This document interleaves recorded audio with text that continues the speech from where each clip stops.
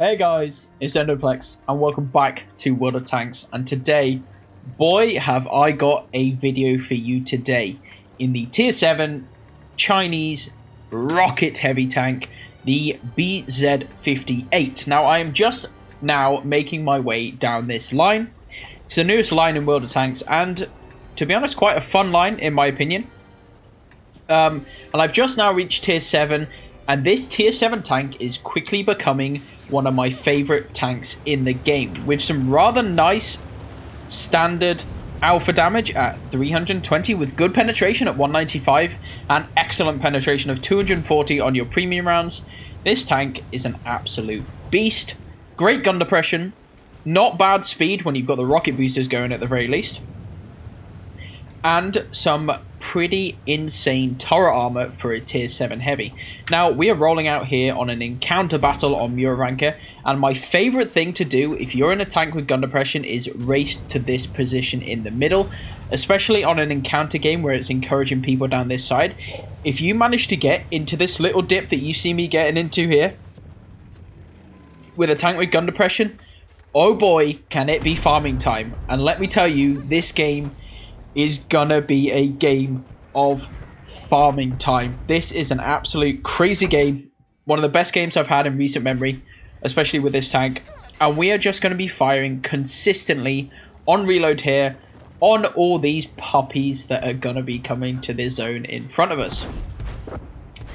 We have got a very nice matchup here with unfortunately 2 artillery, which you can see they're already focusing me, but rightfully so. The artillery should be focusing me here, a top tier heavy in this sort of position. But the game filled with only 4 tier 7 tanks and a ruckload of tier 6s.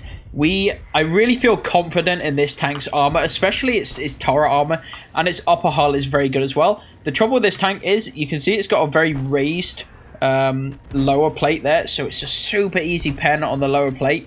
But if you can keep that lower plate hidden, with barely any cupolas on this tank, and the upper plate being very strong indeed, as long as you keep your front to the enemies, this tank is an absolute beast.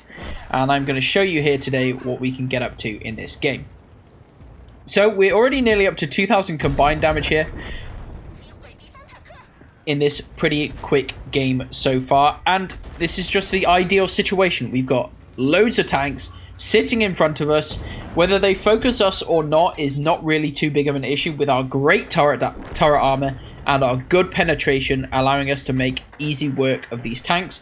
Unfortunately, we are at the mercy of the artillery right now, as you can see, who are the only ones who have currently done any damage to me whatsoever. But unfortunately, when you're top tier heavy tank in this sort of game, you're going to need to expect that the artillery is going to focus you down here. I've got tanks creeping all up and around me. And look, it is me and my buddy here, the T-43 with this SMV, holding back, what, 7 enemy tanks? We've already dealt with one of them. And so this is just a case of where you can let the DPM of this tank shine. Not got the best DPM in the world, but certainly not bad. And the 320 alpha damage on this tier 7 tank just feels so nice. Really nice indeed. I see this T-43 pushing my friend. I put one shot into him and, well, sometimes you get a little bit lucky. We blew his head off there. Very nice indeed. And are now setting to work on this KV-1S and his body in the P-43 BIS. 2 relatively scary tanks for their tier, but if I'm able to remain hull down, they shouldn't stand a chance. Unfortunately, that shot whiffed. And I will say one thing with this tank, it has not got the best gun handling going. If you could put vertical stabilizers on this thing, I would highly recommend it. I haven't at the minute because I value the view range on this tank. Being a low tier, it's not got the best view range, so I put coated optics on this tank. I've got a gun rammer, and then I've got vents to further boost it. I see my buddy getting rushed here, and I'm trying to help him out. I managed to put a shot into the P-43. The arrow gets taken out from behind, and I'm gonna, I think, try and help him out still. He's getting hounded by this P-43. Artillery puts another shell into us, but we shot him down for our 3rd kill of the game. And our platoon now up to 5 kills in this game. And this game is still, although we're up on tanks, neck and neck on damage. So if we hadn't farmed up over 4.5 combined damage in this game so far, we could be struggling right now. But we pick up our 4th kill in this game. Still getting hounded by artillery. again and again, and this is the only damage we have taken in this game. Not a single other shell from the enemies has managed to hit us or damage our tank. It has only been artillery focusing us the entire game, but luckily, with a heavily armoured Chinese tank here, we are able to withstand the punishment. Now, I've also got a very good crew in this tank, because I have a WZ-111. I'm not up the other Chinese line, I've only gone up this one. Made my way up to the IS-2, but didn't get any further, because I valued the Russian heavies over the Chinese ones. I'm looking out here to see if I can find any artillery, and we managed to see the Panther there. Hopefully going to try and save my buddy here, but he gets rammed by the Jagdpanther. It doesn't manage to shut him down, so unfortunately we are not going to pick up our brothers in arms, but I am going to pick up my 5th kill of the game. Excellent. Up to over 5,000 combined damage here, and still work to do in this game. We've still got a full health Firefly here, a T-25AT, an Su-152 that hasn't been spotted. This is still a game that could very much go in the enemy's favour. That Su-152 with its heat rounds can deal 750 damage in a single shot, which is enough to kill anyone else left alive on our team in one shot. So if we just walk towards him like donkeys, we're going to be in a tricky spot there. I put no cap because I feel like there is a good chance we can win without capping.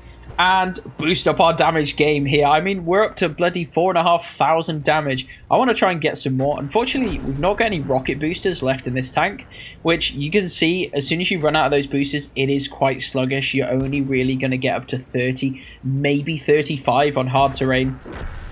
But it is very nice indeed. The artillery seem to have managed to flee and stay alive, even though we're right in their base. I'm going to see if I can, there you go, pick up our 6th kill in this game. Up to 5,500 combined. The artillery's still alive and putting in some damage. And now we've got an Su-152 that hasn't been spotted the entire game, and 2 artilleries left alive here. In this absolute monster carry in this rather excellent Chinese tier 7 tank.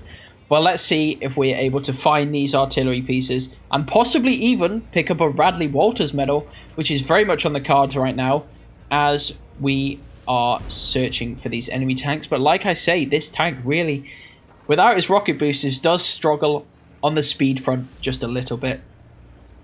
But when you've got such great gun depression, turret armor, and the rocket boosters, I can forgive a relatively slow tank without it. It's not too bad at all, because sometimes you only really need the speed for A, chasing up kills at the end of the game, which is what's happening right now. We're trying to chase kills, trying to get any more. I don't feel as though I'm going to be able to get the Radley Walters here. It looks like our Staghound's going to be able to kill the artillery. But the Su-152 still on full health here. Might be able to get some more damage on him.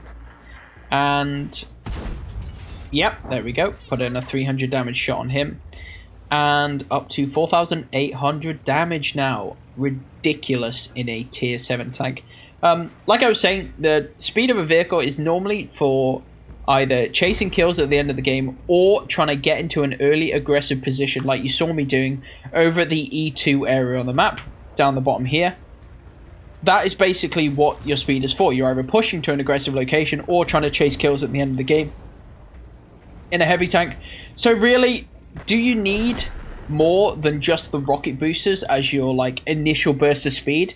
Trade some of the extra speed for extra armor, and with those rocket boosters it still allows you to get into a position very nice and quickly for the end of these games. And I give a salute there at the end for an absolutely fantastic game in the BZ-58, and I think it's well worth a screenshot with that. Beautiful. There we go. So here we have the post-game stats today in the BZ with an unsurprising ace tanker here, a high caliber and a top gun, making over 100,000 profit in this tank because, like you can see, the ammo is very cheap to resupply. We did have a personal reserve active here with a premium account, but the ammo is very cheap in this tank to resupply, obviously if you're not spamming gold rounds. We got top damage, top XP, and top kills in our game with 1,777 base XP, which is just an absolutely brilliant game in our tier 7 tank.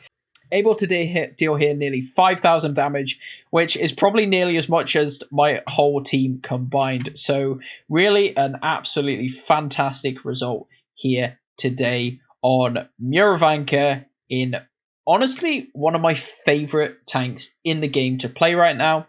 I have just unlocked the BZ166, the tank after this, and I'm going to be looking forward to seeing how that one plays as well. But if I were you and you have the BZ58, I would hold on to this little gem because for some reason tier 7 matchmaking seems to be a really nice sweet spot. It feels like playing at tier 9 rather than at tier 10. Play at tier 7 rather than at tier 8. Tier 8, you are always in a tier 8 game 9 times out of 10.